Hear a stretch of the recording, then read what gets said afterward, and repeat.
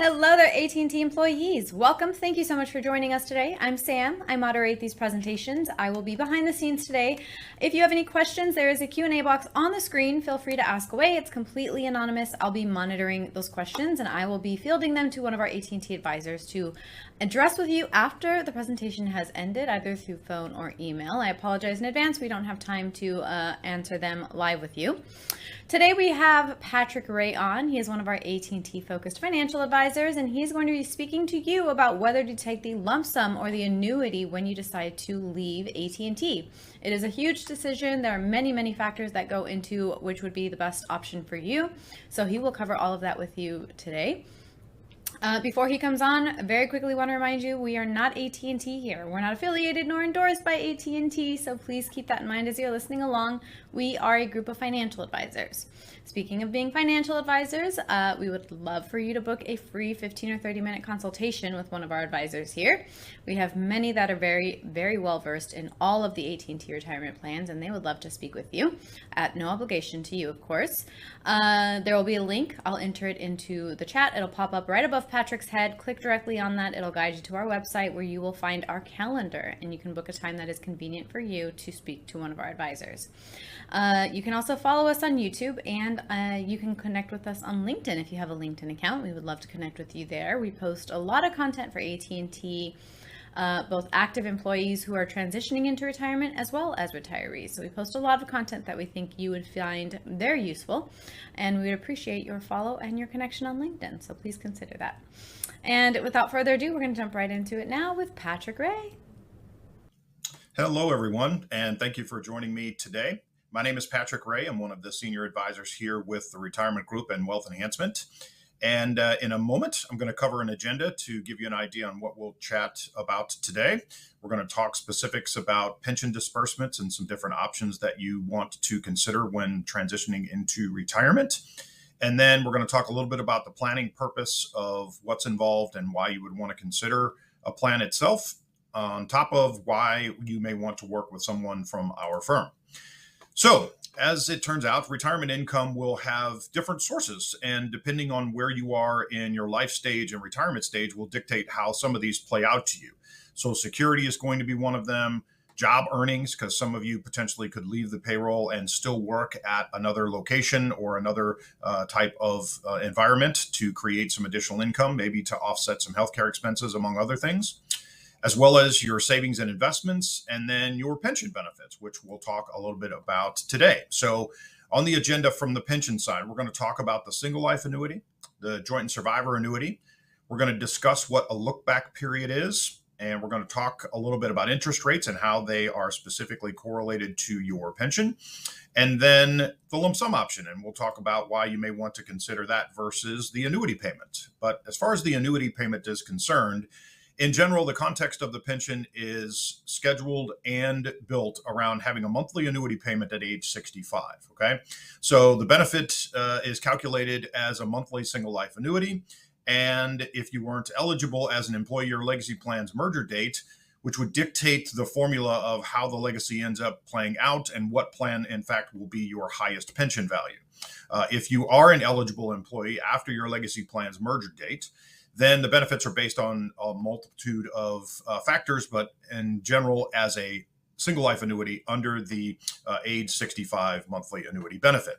So under the single life side, you have a monthly single life annuity, which is the form of all payments of which are derived, and it pays you a fixed amount per month for the remainder of your retirement lifetime.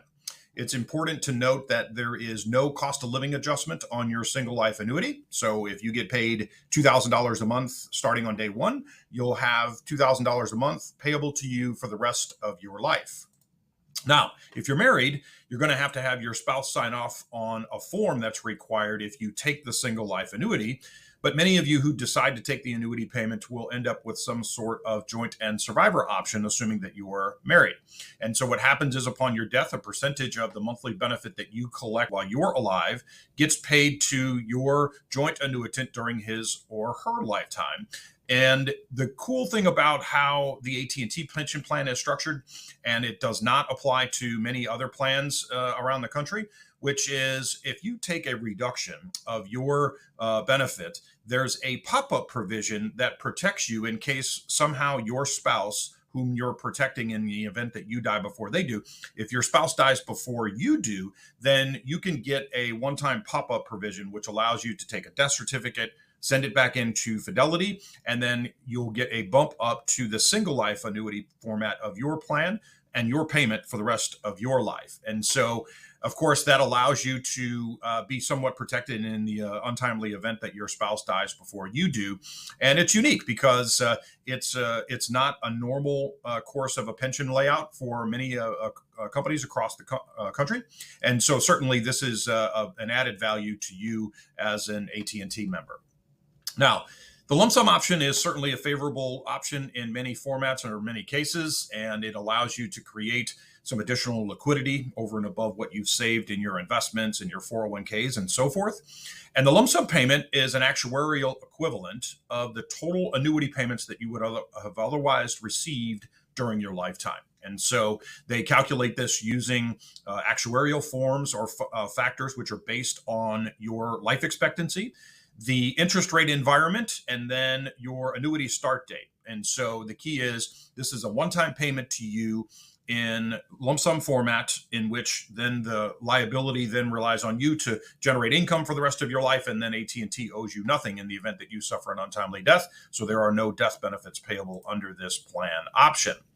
Now, in case you're wondering how this works, many of you might have heard, or maybe you know, that the interest rate has an inverse relationship to your lump sum. So when interest rates go up, your lump sum goes down.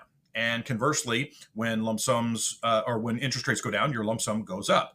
And so another way to look at that is this exercise that we put together that allows you to compare your annuity payment that you otherwise would get to your mortgage payment. So hypothetically, let's assume that you're getting a $1,950 monthly annuity payment, which in turn happens to also equate to what you're paying on your mortgage.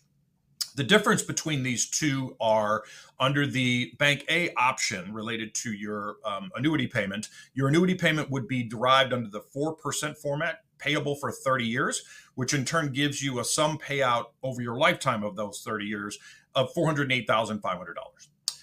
In comparison, if you went to another bank to refinance your mortgage, and instead of having a 4% loan, you'd have the same payment, but it would only be a 3% note. What happens is over that 30-year window of time, you end up paying and having a total of $462,500. So in this particular case, you can see that a 1% decrease in interest rates provides over a 10% increase in your lump sum. So again, if you're trying to time the best ideal date to leave the payroll, it would be when the lowest interest rates environment would apply to your option. And so another unique thing about the format of how the pension works is a look back period. And in a perfect world, you'd love to have the option to look backwards to see exactly what transpired so you know exactly what to do moving forward.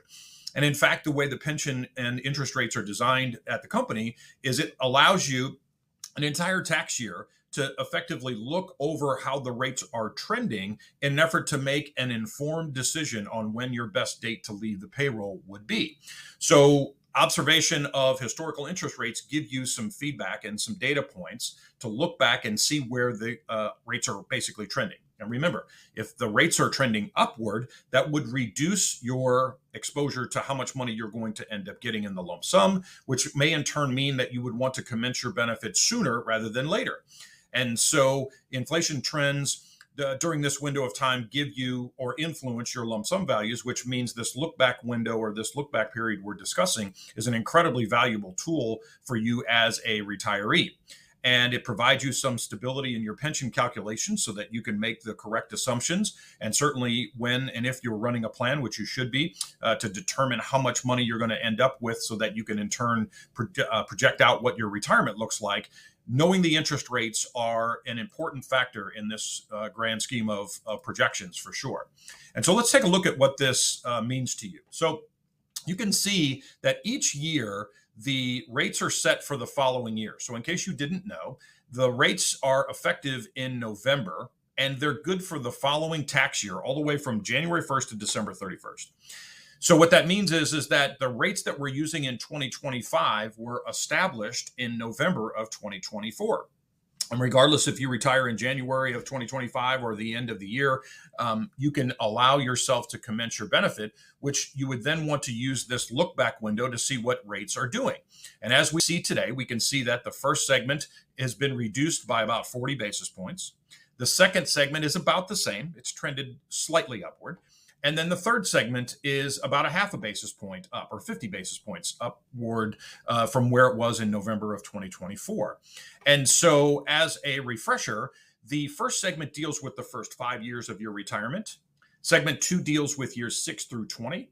And segment 3 deals with years 21 plus. So depending on how old you are would dictate which one of these segment rates would impact you more. And so another significant factor of assuming or trying to calculate what your lump sum will end up being and assuming a certain rate of a return on your investments would dictate a lot by how much you get from your pension. So knowing this interest rate is a crucial factor in the part of the planning process that certainly we would talk to you about and help you understand in the grand scheme of how it applies to you and your family. So this is a way to look at the trends of how they have been transpiring over the most recent 10 years. And so you can see that all the segments they work somewhat similarly. So when segment 1 goes up, so does segment 2 and segment 3. And conversely, when segment 1 goes down, so does segment 2 and segment 3. But they go down or they react in different formats or different time frames. So the reality is, knowing these rates and how they apply to you, again, is one of your biggest credentials that you can have in your back pocket for learning and understanding what it is to do with respect to how you take your plan option from the company. And so remember, we know that most people don't plan for retirement. In fact, statistically, 74% of people over the age of 50 do not have a written financial plan. And to be honest with you, there's no reason for that, because firms like ours do this as a complimentary service to you in an effort to explain to you how they can be a valuable partner in retirement. And so if you're looking for a partner and someone to help you transition into a successful retirement and take care of you for years to come, then you would want to use this as a tool to interview the potential retirement firm that you're thinking about doing business with, so you can see if your goals align with what their experience is and what they have to bring to the table. And so as far as the retirement group is concerned, many of you know that our experience comes in great detail and length in dealing with folks who have worked with or worked for AT&T. And we have offices all across the country. So we have a ton of experience in dealing with your savings plan and your pension calculations and your medical plans in an effort to provide you the most accurate understanding of how those things would specifically apply to you and your family. And as I mentioned, the complementary cash flow analysis is simply a tool for us to gather some data from you. So if you're willing to spend some time with us, we're willing to give this to you at no obligation or cost to you. And we would learn about your situation and what your goals and objectives and things like this are to put together a plan to show you if you're on pace and if you're on target to meet your overall goals, or if you're as close as you think you are, or if you're farther away than you actually think you are. Certainly all of those things would be incredibly valuable data to understand going forward, certainly from a planning perspective. So if you're open to discussing your situation further, you would email us at info@theretirementgroup.com. That's one way to get a hold of us. You can also call this 800 number, which is 800-900-5867. You can take a picture of this QR code to the left, and it will bring you straight to a calendar where you can pick a time to talk to either myself or one of my colleagues who can help answer a lot of questions that you may have regarding some of or any of these topics that we've discussed today. As well as, if you haven't already started, you should follow us on our LinkedIn page. And this is the QR code to the right to give you access to that, which is a company-specific page where we have a lot of data related to just your plan and all of the things that we know that are incredibly helpful as an AT&T employee, certainly on the way or transitioning into a retirement. And so with that, I will leave you for the afternoon. Thank you very much for spending some time with me. I hope you found some value in what we had to talk about, and we'll look forward to discussing these things further with you when you're up for it. Have a great day. Take care.